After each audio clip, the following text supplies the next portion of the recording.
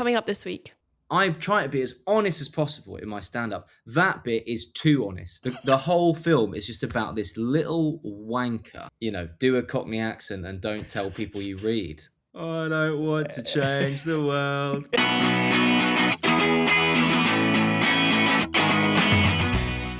Welcome back to the show, or if this is your first time, just welcome to the show. This is the place where we force our guests to choose top 5 of the most significant tracks from their lives. Today's guest is a comedian from London who started performing at the age of 6. He performed on Blue Peter at the age of 14. At the age of 19, he won So You Think You're Funny, a competition previously won by Peter Kay, Lee Mack and Dylan Moran. In 2024, he hosted his own show at the Edinburgh Fringe Festival, to which The Guardian gave 4 out of 5 stars. He's appeared on 8 out of 10 Cats Does Countdown, live at the Apollo, and recently on Have I Got News For You. He's all over YouTube, he's all over TikTok, he's all over Instagram, and he's still only 26 years old. I saw him last year supporting Paul Chowdhury, and I'm really chuffed he's decided to come on the show. Here's a clip from his Aura Farmer show in which he gives pointers on how to be cool when you come from a privileged background. You got to care about issues. I was doing a show in Northampton recently. This guy messages me after the show. He's like, "Oh, so you can do a comedy show in Northampton, but you can't do anything to help the situation in Palestine." I was like, that is an accurate description of my skill set. I'm barely helping the situation in Northampton. Forget the Middle East, I can't help the East Midlands. Finlay Christie, welcome to the show. Thanks for having me. Do you ever see that clip quite a few times? I think you did it at Paul Chowdhury as well, and I still laugh. Does it make you laugh? Well, I could see the punchline coming. So can I, but it's still funny. Oh, good. Well, I'm glad. I like that joke a lot. It's one of those jokes where people feel uncomfortable when they hear the premise, but then the punchline's this much bigger release of tension because it turns out to not be uncomfortable. So I like playing with tension a lot in stand-up. So it's one that I really enjoy doing. Yeah, that's interesting you say about tension, because I was watching your earlier stuff you did on YouTube where you were going white people and black people asking the same question. And when I saw the title, and that created a bit of tension for me. I was going, oh, wait a minute, what's he going to do here?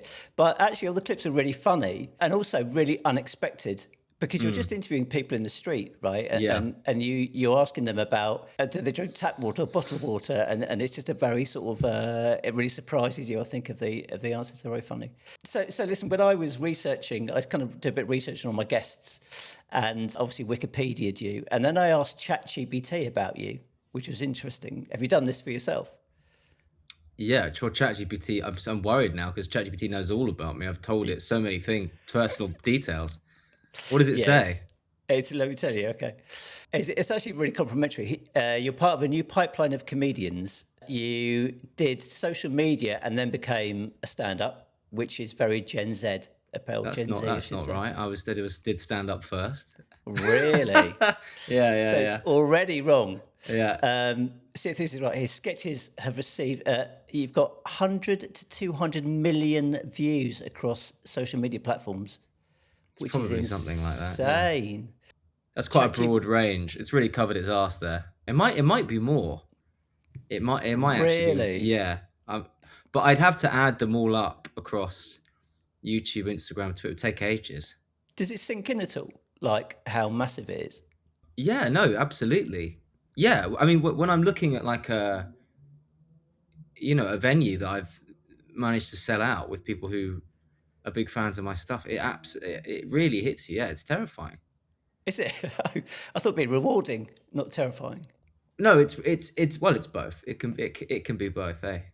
Yeah. It's hugely life affirming, but also at the same time, it does make you feel observed in a way that you're not aware of when you're just posting stuff in your bedroom. Do you have people stop you in the street? I wouldn't say they stop me. I mean, it happens in very specific circumstances. Like, on nights out when people are drunk, they're much more likely to stop you. Yes. Or in areas where there's lots of comedy fans, like at a festival or something, or in an artsy kind of milieu. But it doesn't really change anything in the way that it would for, I don't know. I'm gonna try to think of a big celebrity, and the first person popped into my head was James McAvoy. Yeah, I'm no James McAvoy. Not yet. Yeah, that would be a nice level of fame, James McAvoy. Yes, That'd be lovely. I think he can be anonymous, but also he could get recognised if he wants to. Probably. Yeah. He's got a hat on and no one will know him. Yeah. You saw me at Paul Chowdhury. Paul always says that he's like that, where he can sort of go to Sainsbury's and it's fine, but then he has his audience that he can talk to, which is quite a nice place to be. Yes. Just going on from ChatGPT, it says you are the comedy voice of Gen Z, but self-aware about it. I don't know why you need to be self-aware. Yeah, I don't know why that's a but rather than an and. No. Yeah. And it does say there's a key twist in this description, because he doesn't present himself as morally superior. He often makes himself the joke, which is kind of true. But I'm not sure why would we expect you to be morally superior, would be my question. I suppose they're trying to I think the expectation of me sometimes as a person, if you've just heard about me or only seen like a couple of jokes that I've done, is maybe that I'm quite arrogant. But then I undermine my I am arrogant, but I undermine it constantly. That's not arrogant though, is it? I don't know how you depends how. I think if you can self-deprecate, then. Well, most comedians have this horrible sickness of being arrogant and full of self-loathing at the same time. The bit from ChatGPT that slightly worries me as it goes, in interviews, he is irreverent and slightly chaotic, deliberately provocative but not aggressive, and comfortable mixing sincerity with absurdity. It's a bit like hearing a star sign where you're like, yeah, well, I suppose this is true. I don't have the, it's probably true for a lot of comedians. Yeah. Is it because it's expected a little bit because you are are you edgy comedian? I don't know. Maybe that sounds a bit reductive. Maybe edgy feels like you just say stuff for the sake of shocking people. Yes. But I'll take provocative. I mean, I do like to. One thing that really starts to wind you up as a comedian is how many times you try jokes with premises where you think surely this is something that everybody recognizes in themselves, because it's a base level of introspection will make you understand that you are at your core selfish and driven by kind of very base impulses. But actually, when you do stand up, you realize that most people don't think like that, and most people think of themselves as good people with and special people. So yeah, I think you have this instinct to provoke people to look a little deeper inside themselves when you do. Is this really horrible and pretentious? No, not at all. Is it not really interesting? Okay, good. Because I was, going back to various. I'm trying to think of comedians now, and I read somewhere, and I can't remember who said it, that good comedy. It might have been like Ali G at the time, where he said, good comedy is about sort of standing on the line and sometimes stepping over it, and that line being that's not acceptable. You have to sort of push that boundary a little bit. I don't know if that's true. Well, it depends what you want from comedy. There are certainly comedians I watch who I very much enjoy that don't, push boundaries and are just funny. Yeah. One of my favorite comedians is Brian Regan, who does, very kind of observational humor in a way that is quite, some might consider, the focus of it is the silliness of it rather than trying to make any kind of point. It's just trying to create a human moment that everybody recognizes. But comedy doesn't need to push boundaries at all. But it's very exciting when it does, and that's when you can kind of treat it as, not just entertainment, but also, I guess something that has artistic value. Yes. Yeah. Or exactly. Just autistic value, if you're one of those people that really overanalyzes stand-up. I've got to ask you about this performance when you were 6. Is that fact-based? That's true? Yeah. What made you do that at 6?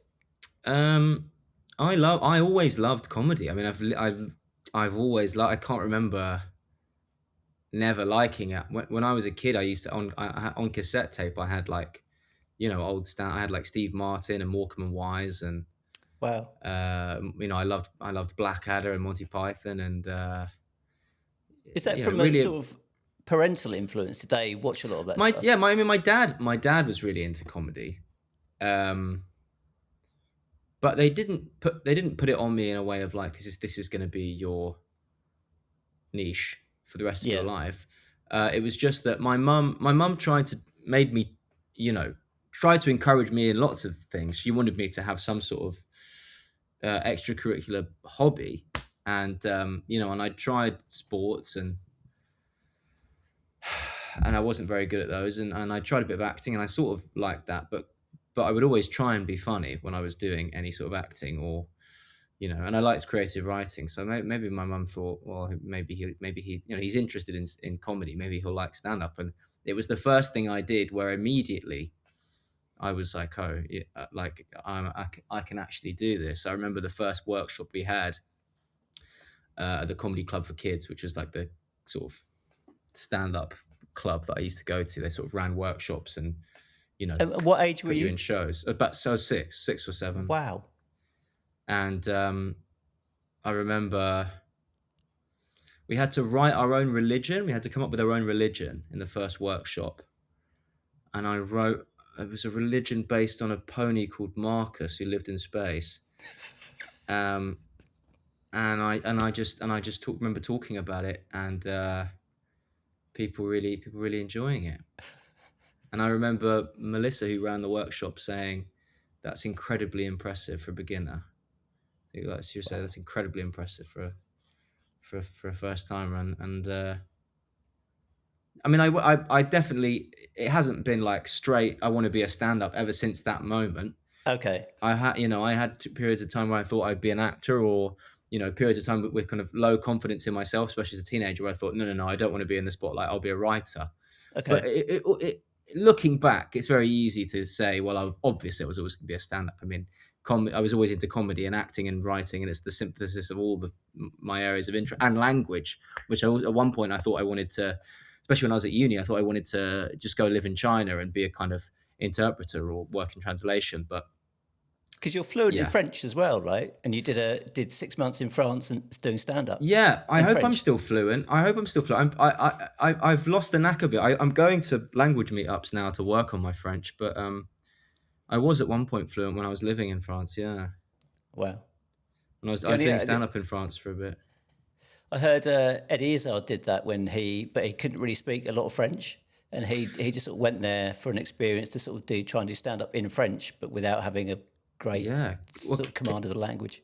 Kevin Bridges is doing it now. He's trying to learn Spanish and do a whole set in Spanish. Wow. My friend Sergi is opening for him, I believe, in Barcelona. Okay. So yeah, it's a really fun challenge, and I think I would love to go back to it at some point. I miss doing stand-up in French. I miss language. My Chinese is knackered now, so I'd love to have that be a challenge at some point in my life that I can go back to.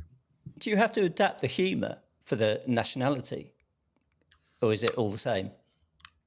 I mean, I had a very limited set that I would do in France. I wouldn't say I'm an expert on it, but I certainly found, even within France, the communities that you perform to, there's a lot of variance in what they find funny.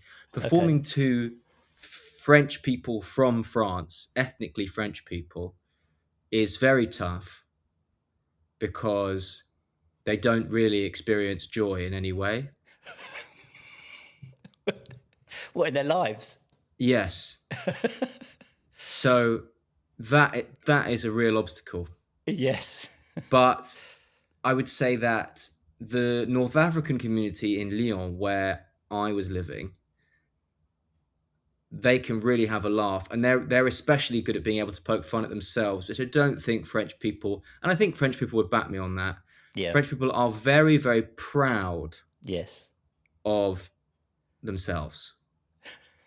And they see everything as a debate, and they see everything as an affront. So they're not very good at laughing at themselves. Yeah.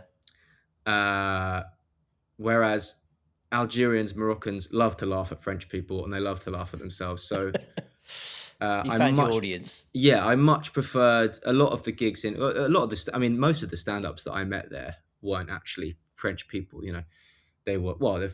I guess they would be. They would consider themselves French because of the attitude to kind of nationality in France, but yeah, they'd be ethnically North African and or West African. I mean, lots of Senegalese people or Congolese people. But yeah, I had some great times with gigging in shisha bars and getting paid in merguez for doing spots. But yes, that's what I found. French people don't really like to laugh at themselves. They prefer it if you make fun of yourself. Yes, yeah. I think because I lived in Switzerland for many years, and I think the Swiss are a little bit like that as well. I wonder if it's a sort of European thing. Yeah, I'm not sure. Sorry for the interruption. If you have a top track with a great story, then you could be featured on the show.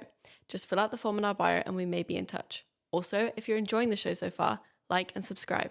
Now let's get back to it. Are your routines, and I'm going to ask you a question about one of your routines, but are they based on like truth? I always wonder about comedians, whether they're sort of taking like 95% truth from their lives and they're just adding a bit of comedy in the 5%. So like things like, was there a girl in your class called Sharma? Yes. And I was really worried. So I try to be as honest as possible in my stand-up. That bit is too honest because there was a girl in my class called Sharma, and I name check her parents in the joke. Yes. And it's very easy to work out what school I went to. You could easily find out who that person was. And even though she was horrific to me at school, I don't wish her any. So yeah, I had for context, I had this joke where I was talking about how my nemesis at school was this girl called Sharma. And yes, that is completely true. And I haven't posted that bit as a standalone. It's in my special, but I haven't posted it as a standalone clip because I'm very nervous that she will just be like, fuck you, take it down. I am still a bit scared of her. I feel like you need to confront her, Finlay, and just go, this is true, this happened. And her parents are called Sharon and Mark. Yes. Yeah.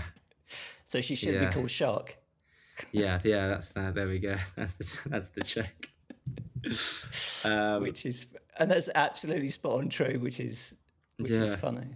It's what makes it even funnier. Well, the story itself is a bit embellished. I mean, what I actually thought at the time was, why didn't they just call you Marsha if they wanted to combine Sharon and Mark? Actually, yeah. Because I thought Marsha is a name, so why not just do that? But then I said it to a friend of mine, and he was like, yeah, or Shark, and I was like, that's so much funnier. I'll pretend I said that.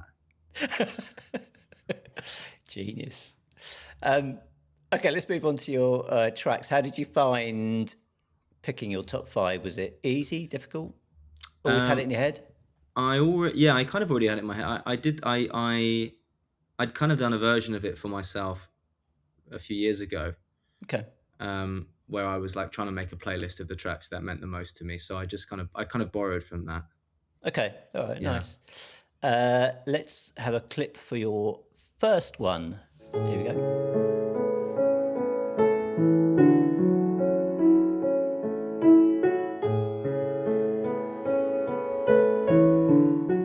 Obviously, it's not a great video, but this is an artist called C418, who is in fact David Rosenfeld, who composed all the music for Minecraft, and this is called Wet Hands.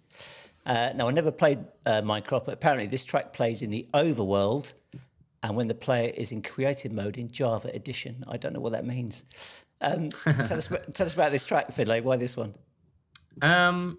This is a big meme to choose this as being in my top 5, but Minecraft was a big part of my childhood and my early teenage years.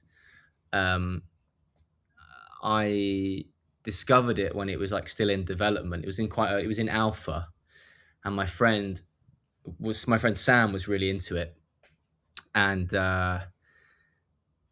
I didn't really take to it at first. It was a bit complicated, and there was no tutorial, so you couldn't really work out how to play it. You had to read the Wikipedia, the Minecraft wiki. Yes. So it was very complicated, but he taught me how to play it, and eventually I kind of figured out that there were these multiplayer worlds that you could join, and like the kind of, maybe a bit reclusive nerd that I was that didn't really fit in at my school, I decided to I joined these servers where people were kind of, making their own towns and houses and stuff, and I made lots of friends through that game from all over the place, from America, from Spain, from Poland, from some that I've met since. I went to New York a couple of years ago. I met up with someone that I'd played Minecraft with for years but never met in person, and it was such an escape playing that game, and it was so, I loved it because it was a creative outlet, and it was a social event, and it was just something magical about it. I mean, it's hard to explain to people who kind of don't really like video games. I mean, but are you a gamer? Do you like games? I'm not, but I have a daughter. My daughter, she's younger than you, but she's probably 10 years younger than you, and she was really into and probably still is. She goes back to it every now and again, but for a few years. And again, she's what I would describe as like a social introvert, as in she likes people and likes hanging out, but she also needs her own time. Yeah. And her own time was then spent doing Minecraft, and she loved the creative kind of building of it. And I think she said she sort of stopped a little bit when she could get attacked. Can you get attacked by spiders and stuff? And it sort of freaked her out a bit. So she kind of stopped a little bit when that started happening. But yeah, she was engrossed in it for sure. Yeah, it was. I had such a long period of time where I just played games online as a teenager, and sometimes I look back and think I don't think it was ever more fun than that. I don't think life was ever more fun. Wow. Than when I was just playing games online. So, and you weren't enjoying it. You didn't enjoy school then? This is your escape from that? I liked school. I liked lessons. But I just didn't feel like I fit in. I had my little group, but I did feel a bit alienated. But yeah, I just have such a. It was just when you're in the game and your only motivation, you can kind of do whatever you want in Minecraft. There's not a dedicated story. You can do whatever you want, and it just felt free and it felt uncomplicated. Yes. You die in the game, you just go back to where you died and pick up your items again and start again. Yeah. Let's move on to your next track. This is Metronomy, The Look. Now I'm giving you the look, giving you the look, giving you the look. Just remember how we shook. So taken from their third studio album of 2011, The English Riviera. This is the second single, and also featured in a film called I'm So Excited, which I hadn't seen. Did it? I haven't seen that film. 2013, I think it was. There's something about that I think it's a mini Moog, isn't it? The kind of keyboard thing that he's using, and for some reason it's so memorable and hypnotic. I think I've been listening to that for like 30, 40 years, but I haven't, obviously. So why this one, Finlay? That song represents such a specific time in the late noughties, early 2000s, where maybe it was just because it was the age that I was, but indie music, or music like that, was like my generation. Like if you watch The In-Betweeners, it's all very indie. It's all very like kooky kind of YouTuber-y music that I just associate with such optimism and kind of raucous, fun. Yes. And that's one of those tracks. I associate that track with holidays.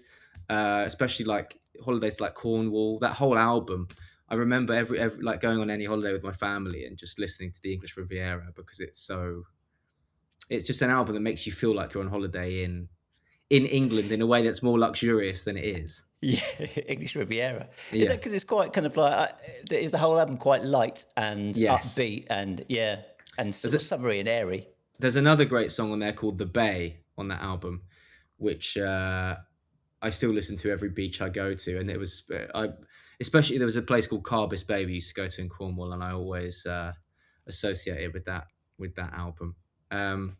It's just, it makes me think of my cousin, who is a very, very good friend of mine now. I'm very close with him, but it makes me think of us hanging out as kids. It was one of the first songs I showed him that he was like, yeah, I really like this. Yeah, yeah. And do you still hang out? Oh, yeah, all the time. Yeah. Oh, okay. Nice. Would he agree that that's the song that's kind of, bonds you, but kind of like represents the time together? Absolutely. Yeah, he would say that, and he would say that whole album, Corrine, The Bay, The Look, Everything Goes My Way. It's a fantastic album, but it's probably my top 10. Yeah. Oh, okay, nice.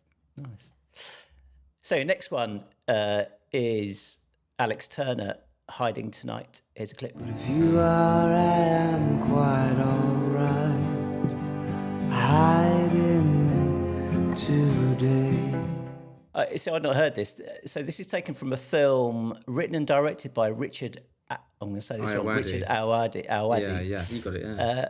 From 2010, and apparently they're mates, which I couldn't quite get my head around. Like, how did they meet and why are they friends and stuff? But and then he pushed Alex Turner to write the soundtrack to it, and this is one of the tracks from the film, which is a coming of age story set in Wales. Have you seen it? Submarine. Oh, it's probably my favourite film. Is it? I've not seen it. I'm gonna hunt it down somewhere. And why this track, Finlay? Well, I mean, I just think it's the best film soundtrack of all time. Submarine is a fantastic film, especially it's a great film, full stop. But especially if you are a pretentious teenager, the whole film is just about this little wanker who is falling in love for the first time and just thinks of himself as this genius intellectual, despite all the evidence to the contrary. He reads the dictionary. He does all of these, his whole life is just affectation. Even the film is directed the way that a pretentious teenager would direct a film, but it's beautiful at the same time. Right. Richard Ayoade, the fact that he is just doing panel shows now, I think it's one of the great injustices. I understand if I was him, I'd be doing panel shows too. It's a pain in the ass to make a film, and if you're making 50 grand doing a panel show, why the hell would you bother, doing films? But I would love him to do another film because he's a fantastic director. Submarine was fantastic. The Double was amazing. I have a signed picture of him up on my wall, and I met him when I did Cats Does Countdown, and I was too nervous to tell him what a genius I think he is. But that, whereas the earlier song, the other songs I've talked about where I was a little bit younger, this song really reminds me of being like 16 and kind of realizing how sensitive I was as a boy and a man. Does the film reflect that as well then? Yes. Does he sort of learn to be sensitive about himself and other people and stuff from well, as the film goes? He's very sensitive, and he kind of is grappling with that. Okay. And I saw that film, and he wears a duffel coat in it, and I instantly was like, I need to get a duffel coat. Did you? Yeah, I did. Yeah. Okay, nice. Yeah. Wore a duffel coat for like 5 years. That song really sort of reminds you what a great voice Alex Turner has as well, because I think a lot of certainly his Arctic Monkey, he's a great lyricist, but you don't really, from the Arctic Monkeys, you don't see or hear his voice as sort of how it can be, and I think that song really highlights that. He does have a great voice, but also the great thing about that album is it's very easy to sing a lot of those songs. Okay. So it's a fun sing-along album because you can kind of imagine you're Alex Turner. Yes, yeah, for a minute. Yeah. So this is your next track, which is One Sec by Novelist.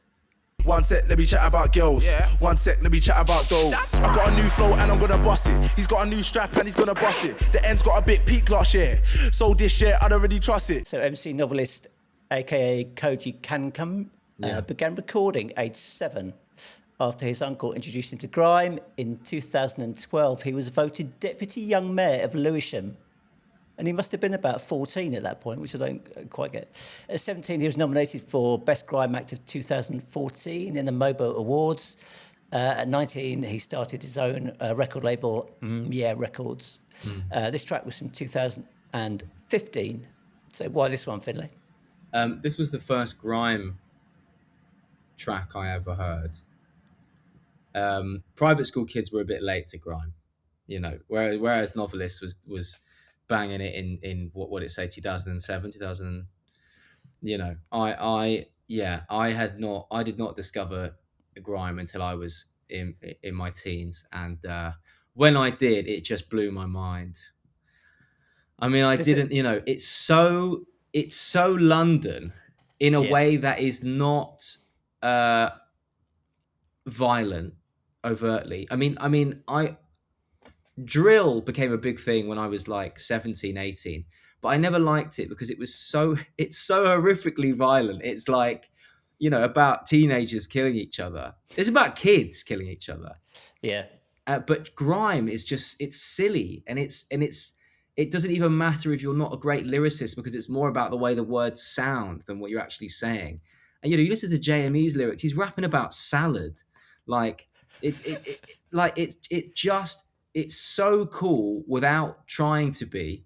Yes. And it really has an energy to it that I was very, very, very excited by. It just made me. It made me very proud to be from London. Because you use this in your set as well, don't you? You introduce and at the end of it, you do that. You kind of do that song at the end, and then you talk about the fact that you're half. You can relate to half of what they say, because they talk about, is it digestives and something else and stuff? Oh yeah, well rap. Yeah, when Poshkas listen to rap music, they can only relate to like half of it. Yes, yeah, and again, this is born from truth. Then, so yeah. Was it part of you sort of relating to London life that you didn't get at school, a kind of like a private school, and you're saying, yeah, absolutely, this is actually where I'm from, and this kind of makes me. Does it make you cooler than all the other kids? I mean, yeah, it does make you feel like, oh, actually, you know what, I'm from London, so that entitles me in some way to a level of respect that I've never received before. Yes, yeah.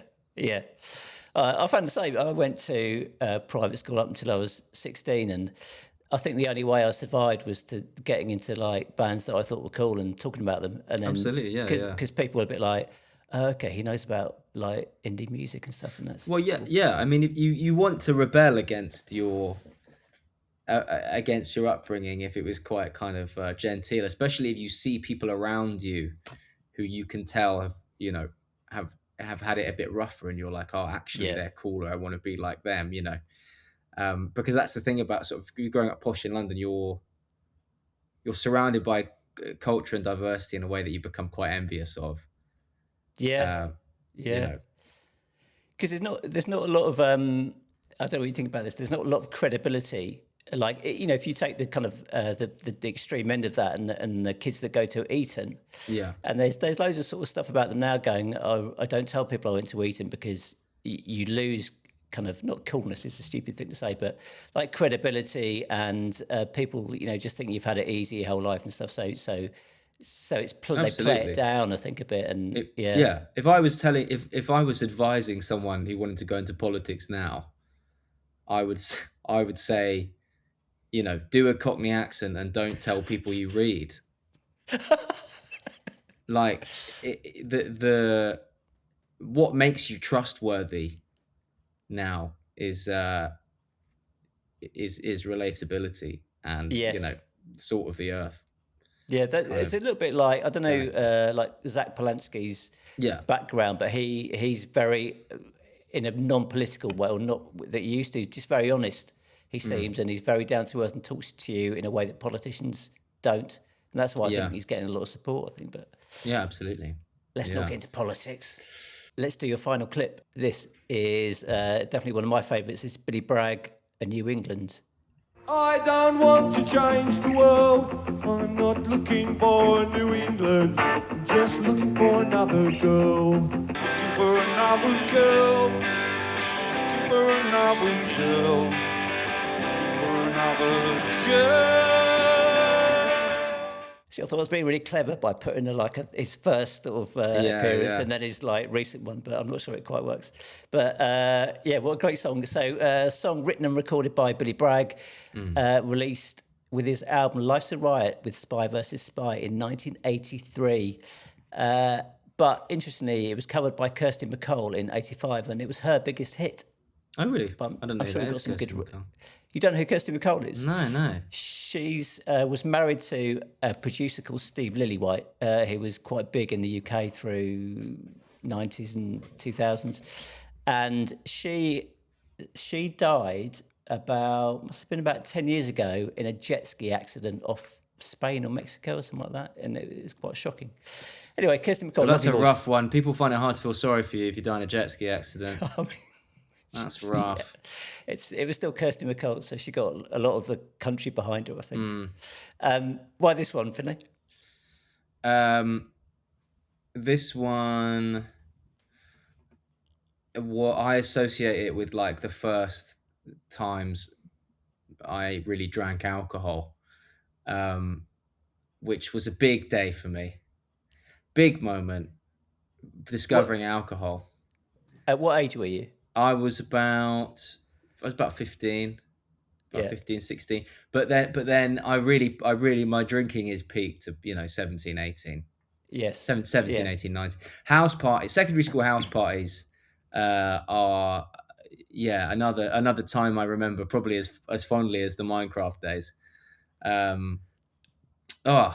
Just going, discovering alcohol and then just entering social situations with people you have, made such pains to get to like you at school, but suddenly you're on this performance enhancing drug that makes it easy, and you're like, oh my god, if I had this in year 7, I would not be at the social standing I am now. I should have been drinking for years. I should have been drinking from 11. I don't drink that much these days, but God, it opened up a world to me as a teenager. I remember just singing this song, walking through the street. We used to go on pub. We had these fake IDs.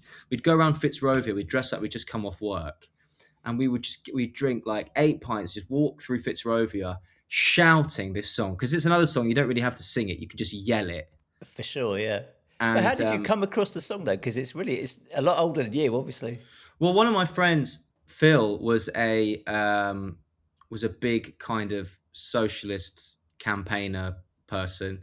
Okay. He works in the European Parliament now. He wanted to become a sort of I think deep down he wanted to become like a sort of left-wing prime minister, but I think he's noticed around Brexit, or maybe even before, that he was never going to make it in English politics, and he's Italian, so he was like, I'm just gonna I'm going to work in Italian politics or European politics somewhere. Okay. But yeah, he likes this song because it's folky and kind of left wing and he's a massive socialist. Yeah, Billy Bragg, isn't he? He was right from the start. He was supporting. I think it was in the 80s. It was called Red Wedge, where they tried to sort of get a load of young musicians in on the Labour Party and stuff. So Paul Weller kind of joined it as well. So and Billy Bragg was right up there with it. Yeah. So he introduced it to me, and he was like the sort of dad of the group. So I was quite keen to kind of get in on anything that he liked. Okay. Yeah. And it is anthemic, this song, and I think it just has lasted, so long, and it will just continue going. I think with this song, people just hear it and just love it straight away, which is testament to the songwriting of Billy Bragg, I believe. Yeah. Nice. That was your last song. Thank you so much for coming on, Finlay. I enjoyed that a lot. It's fun. Thanks for having me. Yeah, it's nice to get a bit of background. What have you got coming up for 2026? I've got a tour at the end of the year. I'm doing the Edinburgh Fringe, and then I've got a tour in like October, November, December, and I'm really excited about it. I'm really, if this will be my biggest tour. Yeah. How kind of what sort of venues are you playing? They're like there may be kind of 200, 400 seaters depending on where they are, but just a lot more places than before. Okay. On my previous tours, I've only really done kind of big uni cities. But now I'm doing some real shitholes. Shh! You can't say that. Going back to Guildford. Are you? You're doing G Live? Yeah, I've never done Guildford before, but I'm doing it. Doing it this year. I'm going to get some tickets. Awesome. I look forward to it. No, definitely. Yeah. I'll see you there. But yeah, it'll be fun. I'll see you there. And if you're around for a beer, I would love to buy you a beer. That'd be fantastic. Yeah, yes, no worries. Please. Okay. I don't want to change the world. I'm not looking for a New England. We can just go around Guildford High Street singing that. Yeah. Oh, I love it.